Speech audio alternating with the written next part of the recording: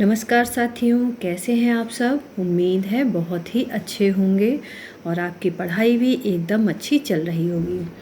साथियों, आज हम लेकर आए हैं एक नया टॉपिक हिंदी का, जिसका नाम है हिंदी भाषा का उद्भव और विकास। तो आज से हम शुरू कर रहे हैं अपना एक नया टॉपिक, जिसमें हम हिंदी भाषा के बारे में सब कुछ जानेंगे।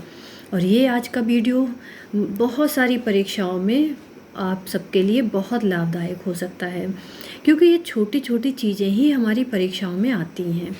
और देखिए, हम बहुत सारे लोग बहुविकल्पीय पे बहुत विश्वास करते हैं, ऑप्शनल पे विश्वास करते हैं, लेकिन साथियों मेरा मानना है कि यदि हम विस्तार पूर्वक किसी चीज़ को पढ़ लेते हैं तो छोटी चीज़ें तो हमें अपने आप ही आ जाती हैं। इसीलिए अब हम हिंदी भाषा को जानेंगे। लेकिन हिंदी भाषा क्या है, इसका उद्भव कैसे हुआ, भाषा क्या है, हिंदी शब्द की व्युत्पत्ति कहाँ हुई, कैसे हुई, ये हिंदी शब्द हमारे सामने कैसे आया, इन सबको हम बहुत ही अच्छे से जानने वाले हैं।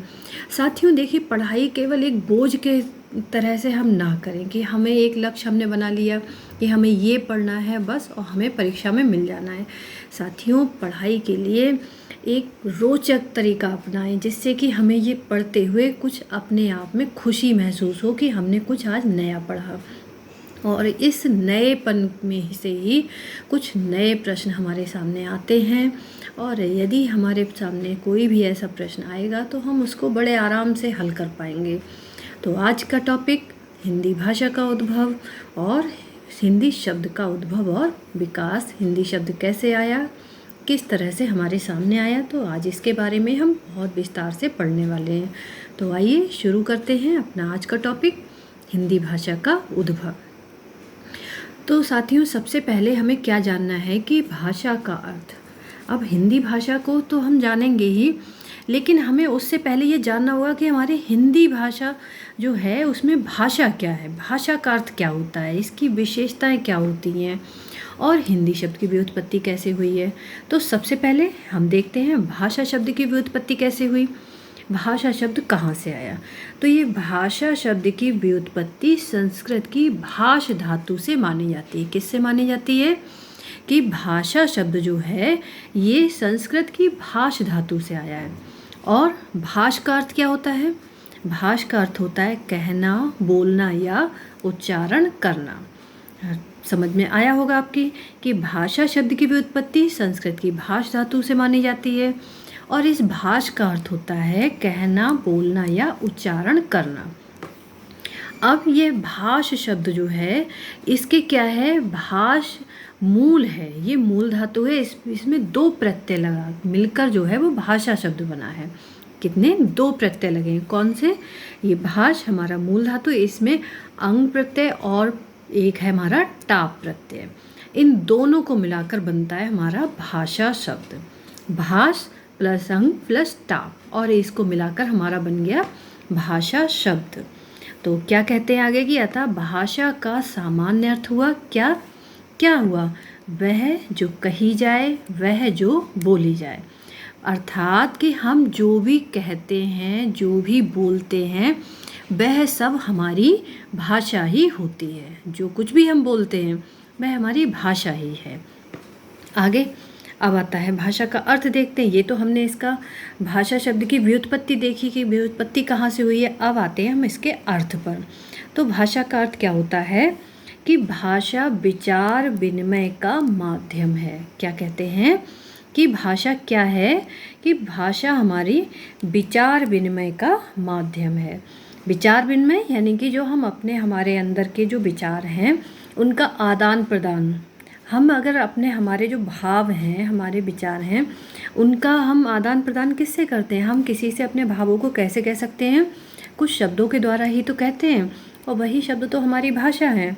तो क्या हो गया, भाषा विचार विनिमय का माध्यम हो गया। लेकिन अब यहाँ पर भी एक चीज़ और आती है हमारे सामने कि विचार विनिमय तो कुछ अन्य तरीक़ों से भी हो सकता है। जैसे कि कभी कभी हम अपने हाथों से संकेत करके किसी को बुलाते हैं कि हाथ से हमने बुलाया इधर आना, हमने मुंह का प्रयोग नहीं किया, और यदि कोई व्यक्ति हमसे दूर है हाथ हिलाकर उसे अपने पास बुलाया, सामने वाला व्यक्ति समझ जाएगा कि हाँ हमें बुलाया जा रहा है। इसी तरह से कुछ ध्वनि संकेत से भी विचार विनिमय होता है। जैसे कि यदि हमारे घरों के आगे जो हमारी एक घंटी लगी होती है, यदि वो घंटी कोई बजाता है तो हम ये समझ जाते हैं कि हमारे घर पर कोई आया है, तो ये भी एक ध्वनि संकेत है। इसी तरह से रेलवे गार्ड क्या करता है, हरी व लाल झंडियाँ दिखाकर, हरी झंडी जैसे कि चलने का संकेत है, लाल झंडी दिखाता है तो रुकने का संकेत करता है। और ट्रैफिक पुलिस भी तो लाइट के द्वारा ही हमें अपने विचारों को हम तक पहुंचाती है। ये सब, लेकिन इसमें क्या है, कोई भी ध्वनि संकेत का इसमें कुछ भी बोला सुना नहीं जाता है, केवल संकेत का प्रयोग किया जाता है अपने विचारों को बताने के लिए। और हम ये विचार समझ भी जाते हैं, हम लोग ये पता चल जाता है कि सामने वाला हमसे क्या कहना चाह रहा है। लेकिन ये सब भाषा नहीं है। अब विचार विनिमय तो यहाँ पर भी हो रहा है, लेकिन ये हमारी भाषा में नहीं आते, क्योंकि इसमें क्या होता है, इसमें मुख के अवयवों तथा कर्णेंद्रियों का प्रयोग नहीं किया जाता है। अर्थात भाषा में मुख से बोलना और कानों से सुनना जरूरी होता है। अब आगे हम आते हैं कि क्या है भाषा। ये भाषा क्या है? तो भाषा वह है जो बोली और सुनी जाती है। भाषा क्या करती है कि भाषा वह है जो बोली और सुनी जाती है। लेकिन अब बोलना तो पशु पक्षियों का भी होता है, लेकिन क्या हम उसे भाषा मानेंगे? नहीं, हम उसे भी भाषा नहीं मानेंगे। इसी तरह से कुछ आवाज़ें तो गूंगे मनुष्य भी निकालते हैं, लेकिन उसको भी हम भाषा की श्रेणी में नहीं रखेंगे। केवल भाषा किसके लिए प्रयोग की जाती है? जो बोल सकने वाले मनुष्यों के लिए।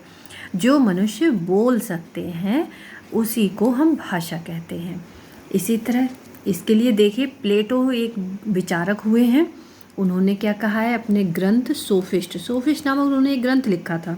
उसमें लिखा है कि विचार आत्मा की मूक व आधवन्यात्मक बातचीत है। क्या कहते हैं कि विचार क्या है? आत्मा की मूक या आधवन्यात्मक बातचीत है।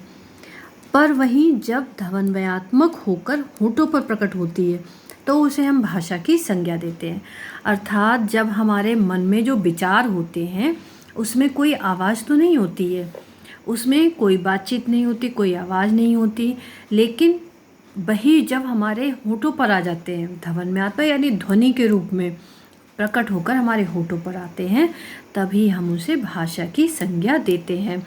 अब जो विचार हमारे मन में है वही अगर हमारे होठों पर आ गए तब तो हम उसे भाषा बोलेंगे, लेकिन यदि वो विचार हमारे मन में है तो उसे हम भाषा की संज्ञा नहीं दे सकते हैं।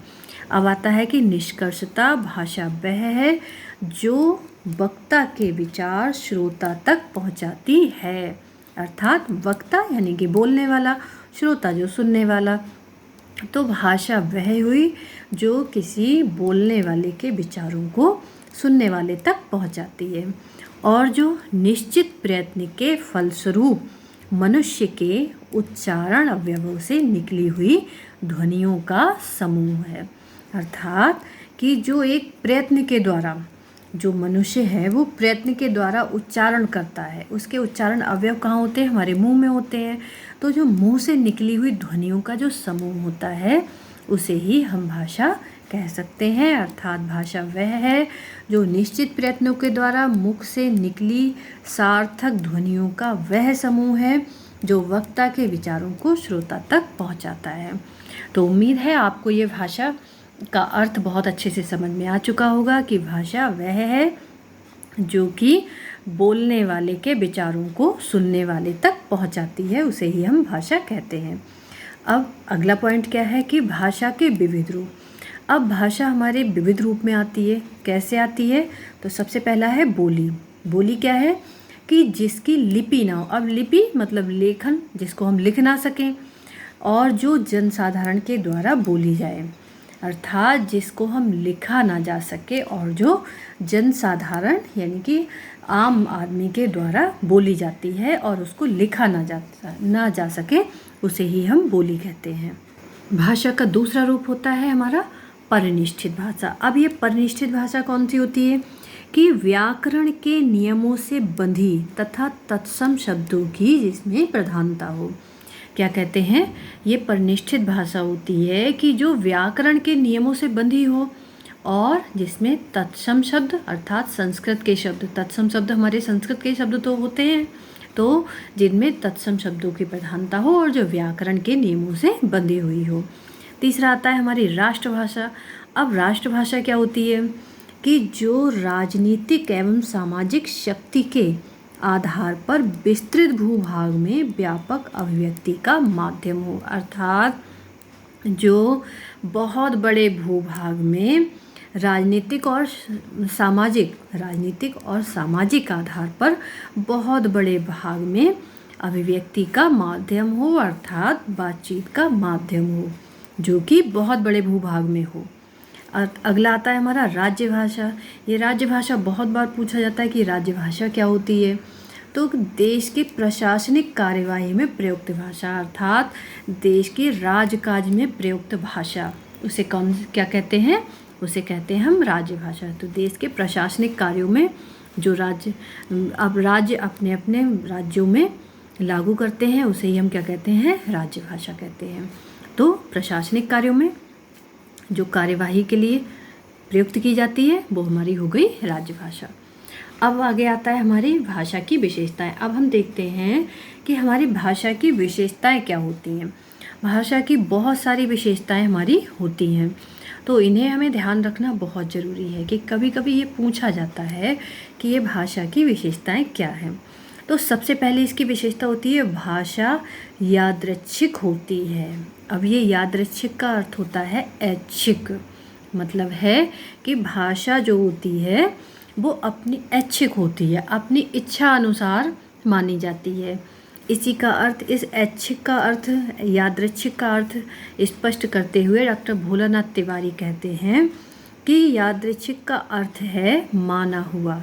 माना हुआ अर्थात जो खुद में कोई मान ले। यहाँ माना हुआ का अर्थ है यूं ही बिना किसी तर्क या नियम के कारण जिसे मान लिया गया हो, मतलब जिसको मानने में कोई भी ना नियम हम देखते हैं ना ही कोई तर्क देखते हैं और हम उसे मान लेते हैं। जैसे कि अब देखिए आगे क्या लिखा है कि हिंदी में हम पानी कहते हैं, पानी तो हम सब जानते हैं कि हिंदी में हम उसे पानी कहते हैं, संस्कृत में जल, अंग्रेजी में वाटर, जबकि ये सब एक ही वस्तु का बोध कराते हैं। ये है तो एक ही पानी, केवल भाषा में इन सबको अलग अलग नाम दे दिया गया है।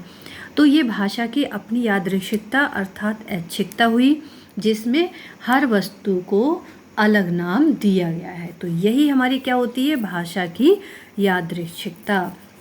उम्मीद है अगर ये यादृच्छिकता शब्द आपके सामने आएगा तो आप इसे अच्छे से समझ पाएंगे। अगली हमारी विशेषता है भाषा की कि भाषा पैतृक संपत्ति नहीं होती। पैतृक संपत्ति अर्थात जो हमें पूर्वजों से मिलती है, तो भाषा कोई ऐसी संपत्ति नहीं होती है जो हमें अपने पूर्वजों से मिली हो।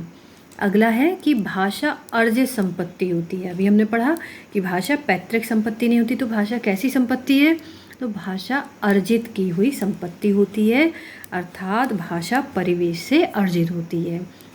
मतलब है कि कोई भी व्यक्ति भाषा को खुद ही अपने आप मेहनत करके अपने लिए अर्जित करता है, और ये अर्जन उसका कहाँ से होता है, परिवेश से होता है। उसके परिवेश जैसा होगा उसकी भाषा भी उसी तरह की होगी। अब ये क्या है कि अर्जित कैसे कहते हैं, अर्जित होता है कि कमाना, किसी भी चीज़ को अपनी मेहनत से कमाना। तो अब ये कमाना हम कैसे कर सकते हैं, परिवेश के मतलब वातावरण से। तो किसी भी व्यक्ति की भाषा जो है उसके वातावरण पर बहुत निर्भर करती है। जैसे कि यदि उदाहरण के लिए हम लें तो यदि किसी मनुष्य को जानवरों के बीच में रखा जाए तो उसकी भाषा भी जानवरों की तरह ही हो जाएगी। उदाहरण में कि एक बहुत समय पहले एक टीवी पर, एक दूरदर्शन पर एक सीरियल आता था मोगली, जिसमें कि इंसान का बच्चा जानवरों के बीच में रहता था। तो वह जो है वो जानवरों की ही भाषा समझने लगा था, क्योंकि उसका परिवेश कैसा था, जंगल का था। तो इस तरह भाषा अर्जित होती है किससे, परिवेश से। तो भाषा परिवेश से अर्जित होती है। अगली विशेषता है भाषा की कि भाषा परंपरा है, व्यक्ति उसका अर्जन कर सकता है, उत्पन्न नहीं। अर्थात कोई भी व्यक्ति जो भाषा को सीख तो सकता है, लेकिन उसे उत्पन्न थोड़ी ही कर सकता है। उत्पन्न तो कोई नहीं कर सकता। उत्पन्न क्या हम कर सकते हैं अपनी भाषा को? कोई भी ऐसी नई चीज़ हम उत्पन्न कर ही नहीं सकते। तो भाषा केवल सीखी जा सकती है, उत्पन्न नहीं की जा सकती है। पांचवी विशेषता है कि भाषा एक सामाजिक वस्तु है, क्योंकि ये समाज में हम रहते हैं और सामाजिक विचार विनिमय होता है इससे, तो ये सामाजिक वस्तु हुई। अगला है भाषा अनुकरण के द्वारा सीखी जा सकती है। अब भाषा अनुकरण के द्वारा ही तो सीखी जाती है। जैसे कि कोई बच्चा जब परिवार में जन्म लेता है तो धीरे धीरे वह अपने परिवार के सदस्यों से ही भाषा को सीखता है। उनके अनुसार ही जैसा वह भाषा को सब लोगों को सुनता है, वैसी ही भाषा का प्रयोग वह खुद करता है। अर्थात भाषा अनुकरण के द्वारा सीखी जा सकती। अब अगली विशेषता आती है कि भाषा चिर परिवर्तनशील है। अर्थात भाषा में चिर होता है बहुत लंबा, परिवर्तनशील यानी कि परिवर्तित। तो भाषा जो है वो बहुत लंबे समय से परिवर्तित होती रहती है। ये भाषा का परिवर्तन बहुत सूक्ष्म होता है, जो कि हमें एकदम दिखाई नहीं देता है और बहुत लंबे समय में ही ये हमारे सामने आता है। तो भाषा जो है वो एक लंबे समय में परिवर्तित होती रहती है। धीरे धीरे ये परिवर्तित होती है, और जब ये परिवर्तन बहुत विशाल हो जाता है तभी ये हमारे सामने दिखाई देता है। और इसी परिवर्तन का ही कारण है कि भाषा कितने ही रूप बदलकर, जैसे कि वैदिक संस्कृत आई, फिर लौकिक संस्कृत आई, इस तरह से बहुत सारे रूप परिवर्तित करती हुई आई धीरे धीरे हमारे सामने, आज हमारी आधुनिक हिंदी के रूप में हमारे सामने है। तो भाषा क्या है? चिर परिवर्तनशील है। अगली विशेषता है कि भाषा का कोई अंतिम रूप नहीं होता, क्योंकि भाषा निरंतर विकासमान होती है। कहते हैं कि भाषा तो हमेशा से ही विकास करती रहती है, अपना धीरे धीरे परिवर्तित होती है, इसीलिए भाषा का कोई अंतिम रूप हो ही नहीं सकता। यदि हमारे सामने आता है कि भाषा का कोई अंतिम रूप है, तो कोई अंतिम रूप नहीं है।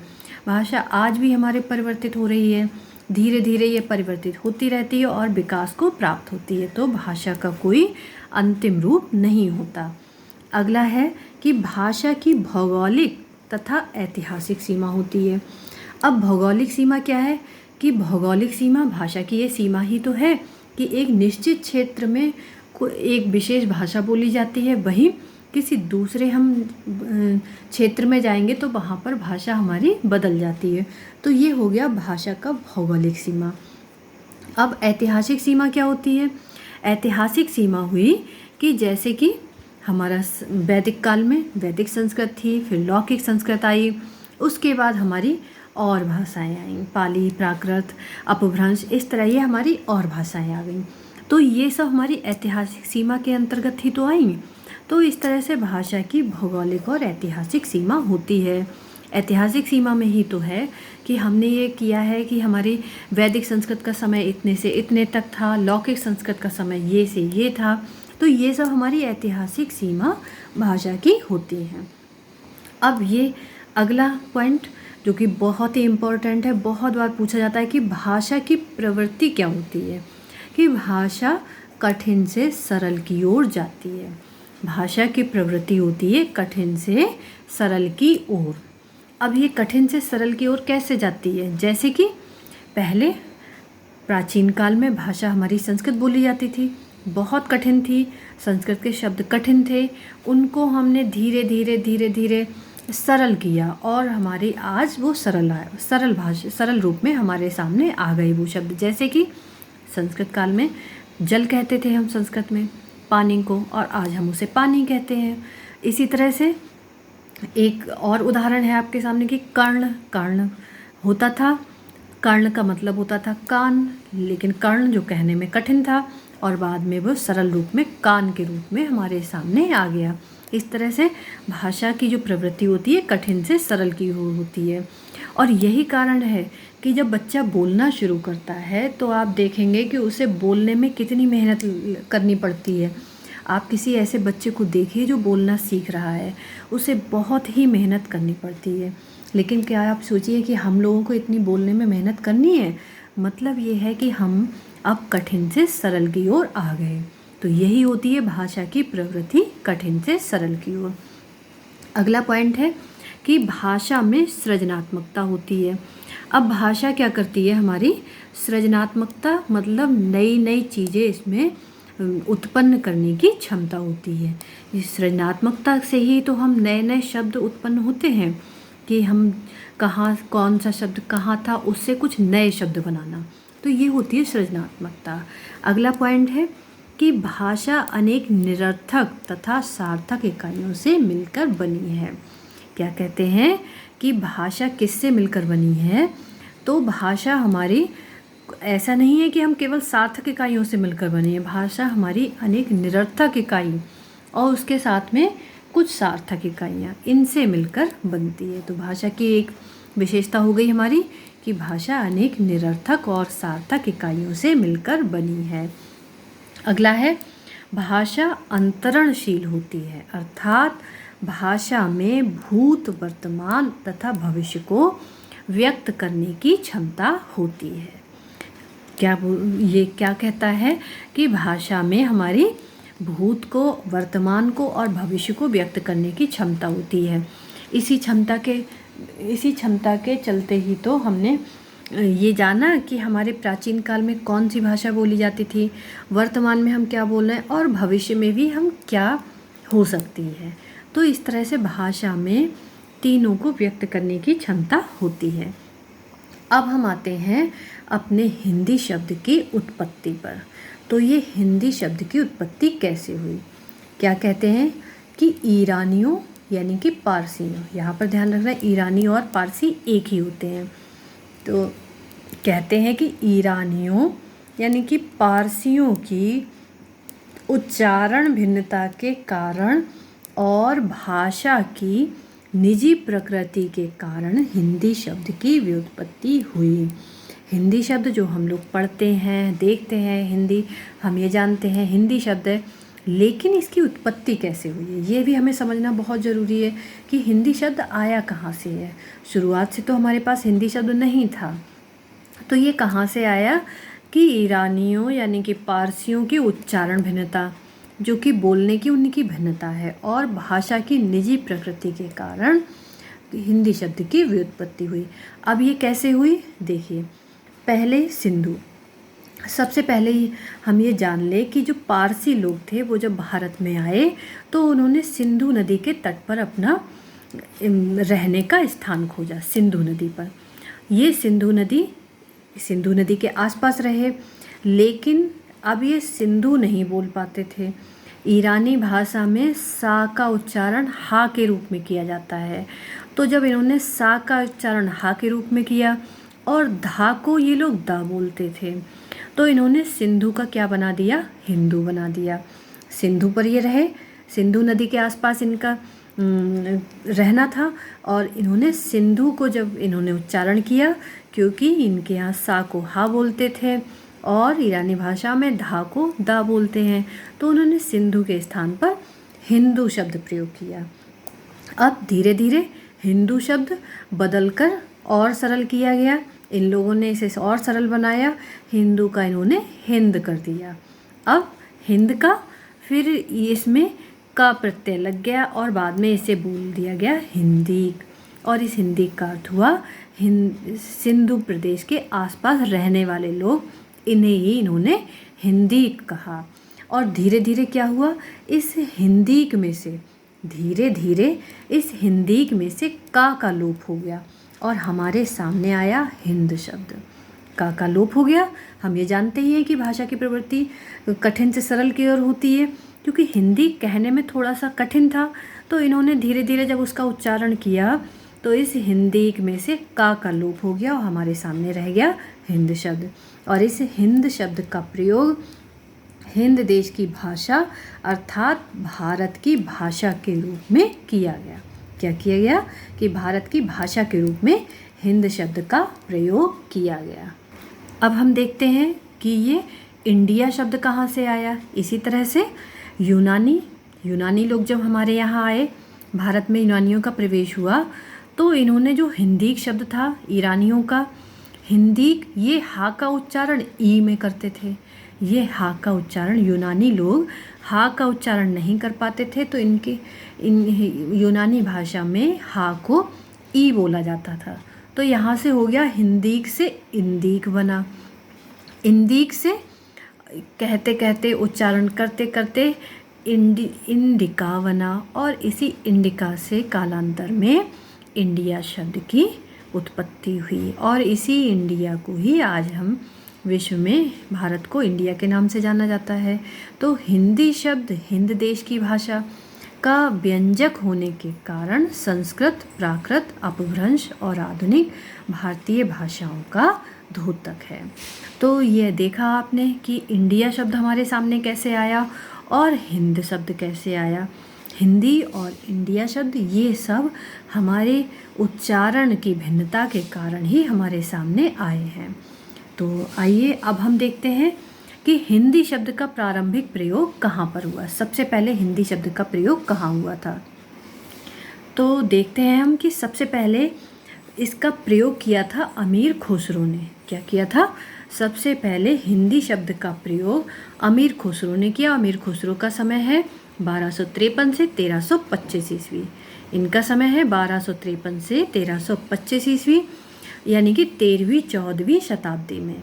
इन्होंने अपने ग्रंथ खलिकवारी में, इन्होंने एक ग्रंथ लिखा था खलिकवारी में, देशी भाषा के रूप में। अब ये देशी भाषा क्या थी? जो कि आम जनता की भाषा थी, उसे कहते हैं ये देशी भाषा। तो देशी भाषा के रूप में हिंदी और हिंदवी तथा हिंदुई शब्द का प्रयोग किया। देशी भाषा के रूप में इन्होंने सबसे पहले इसका प्रयोग किया। और इन्होंने क्या किया कि इन्होंने लगभग 30 बार हिंदवी शब्द का और 5 बार हिंदी शब्द का प्रयोग किया है। ये आपको ध्यान रखना है कि इन्होंने लगभग 30 बार हिंदवी शब्द का और 5 बार हिंदी शब्द का प्रयोग किया। अर्थात हमारे सामने ये आता है कि उस समय हिंदवी शब्द हिंदी की अपेक्षा ज़्यादा प्रयोग किया जाता था। हिंदी देखिए 5 बार उन्होंने प्रयोग किया और हिंदवी 30 बार किया। तो ये बिल्कुल ये सत्य है कि यहाँ पर हिंदवी शब्द का प्रयोग ज़्यादा किया जाता था। अब इसके बाद क्या होता है कि 1800 ईस्वी में फोर्ट विलियम कॉलेज की स्थापना, फोर्ट विलियम कॉलेज की स्थापना जो कि कलकत्ता में हुई थी। और ये जो भी हिंदी पढ़ते हैं उन्हें ये बहुत अच्छे से पता होगा कि 1800 ईस्वी कलकत्ता में जो फोर्ट विलियम कॉलेज की स्थापना का समय है, हिंदी साहित्य के लिए बहुत ही महत्वपूर्ण वर्ष है। तो इस क्या हुआ था कि फोर्ट विलियम कॉलेज की स्थापना के बाद गिलक्राइस्ट ने हिंदी शब्द का प्रयोग हिंदुस्तानी भाषा के अर्थ में किया था। उस समय वहाँ पर एक प्रोफेसर थे गिलक्राइस्ट, इन्होंने हिंदी शब्द का प्रयोग किस में किया था? हिंदुस्तानी भाषा के अर्थ में किया था। इन्होंने क्या किया था कि हिंदी शब्द का प्रयोग किस में किया? हिंदुस्तानी भाषा के अर्थ में। फिर क्या होता है कि 1812 में कैप्टन टेलर, जो कि हिंदी के प्रोफेसर थे फोर्ट विलियम कॉलेज में, इन्होंने क्या किया? वार्षिक विवरण प्रस्तुत करते समय, अब ये क्या होता है, जैसे इस समय हमारे स्कूल कॉलेजों में एनुअल फंक्शन मनाया जाता है, उसी तरह से उस समय भी फोर्ट विलियम कॉलेज में वार्षिक विवरण इन्होंने प्रस्तुत किया था। हिंदी शब्द का आधुनिक अर्थ में संभवतः प्रयोग किया था। इन्होंने भी, कैप्टन टेलर जो कि हिंदी के प्रोफेसर थे, इन्होंने क्या किया था? वार्षिक विवरण प्रस्तुत करते समय हिंदी शब्द का प्रयोग आधुनिक अर्थ में किया था। इस प्रकार हिंदी शब्द भारत देश की भाषा का द्योतक बन गया और धीरे धीरे ही इन सब लोगों के प्रयोग करने से ही ये हिंदी हमारा जो है वो क्या बना, आज हमारे सामने भारत देश की भाषा के रूप में आज हमारे सामने स्थित है। हमारे देश की यदि हम हिंदी का नाम लें तो तुरंत ही हमें पता चल जाता है कि हमारे ये भारत देश की भाषा के विषय में बात की जा रही है। तो ये हमारा भारत देश की भाषा का द्योतक बन गया। इस तरह हमने हिंदी शब्द की व्युत्पत्ति देखी, भाषा की व्युत्पत्ति, भाषा शब्द का अर्थ, उसकी व्युत्पत्ति, सब चीज़ें बहुत अच्छे से पढ़ ली। और उम्मीद है आपको ये बहुत अच्छे से समझ में भी आ चुका होगा कि इनकी उत्पत्ति कहाँ से हुई है, भाषा की उत्पत्ति कहाँ से हुई है और हिंदी शब्द की उत्पत्ति कहाँ से हुई है। तो क्या कहते हैं कि आज हिंदी शब्द का प्रयोग उस भाषा के लिए किया जाता है जिसकी लिपि देवनागरी है, जिसमें तत्सम तद्भव देशज, उर्दू, पुर्तगाली, अंग्रेजी भाषाओं के शब्द शामिल हैं, किंतु संस्कृत निष्ठ शब्दों के प्रयोग की प्रधानता है। तो इससे ये पता चलता है कि हिंदी हमारी भाषा है और हिंदी को बोलते ही, जैसे ही हम हिंदी शब्द का नाम लेते हैं, तुरंत हमारे दिमाग में आता है कि भारत देश की भाषा जिसकी लिपि देवनागरी है और इसमें तत्सम तद्भव देशज, उर्दू, पुर्तगाली, अंग्रेजी भाषाओं के शब्द प्रचलित हैं, शामिल हैं, किंतु इन सब शब्दों के होते हुए भी इनमें संस्कृत के शब्दों की बहुलता है और संस्कृत के शब्द बहुत ज़्यादा मिलते हैं। तो साथियों, उम्मीद है आज का ये वीडियो आपको बहुत पसंद आया होगा और पूरा वीडियो देखने के लिए आपका बहुत बहुत धन्यवाद। और यदि आपको जानकारी अच्छी लगी हो, कुछ नई मिली हो, तो वीडियो को लाइक कर दें और यदि किसी को इसकी आवश्यकता हो तो उन्हें शेयर कर दें। और साथियों, ये वीडियो बहुत सारे एग्ज़ाम में आपके लिए लाभदायक होने वाली है और इस हिंदी भाषा को लेकर अब हम एक नए अच्छे से अच्छे टॉपिक आपके सामने धीरे धीरे लाते रहेंगे, जिससे कि साथ में आपका हिंदी भाषा का भी पूरा चलता रहे। और इसके साथ ही और भी अधिक अच्छे अच्छे आपको टॉपिक मिलने वाले हैं। तो कृपया वीडियो को पूरा देखें और लाइक शेयर तो ज़रूर कर दें, क्योंकि कई बार कहा है आप लोग लाइक कर दिया करें। यदि आपको थोड़ा भी अच्छा लगे तो लाइक कर दें, और जिससे कि आपके लिए इसी तरह के नए नए टॉपिक हम लेकर आते रहें। तो वीडियो को देखने के लिए धन्यवाद। मिलते हैं अगले फिर से एक अच्छे से टॉपिक के साथ, नई जानकारी के साथ। तब तक के लिए नमस्कार, धन्यवाद।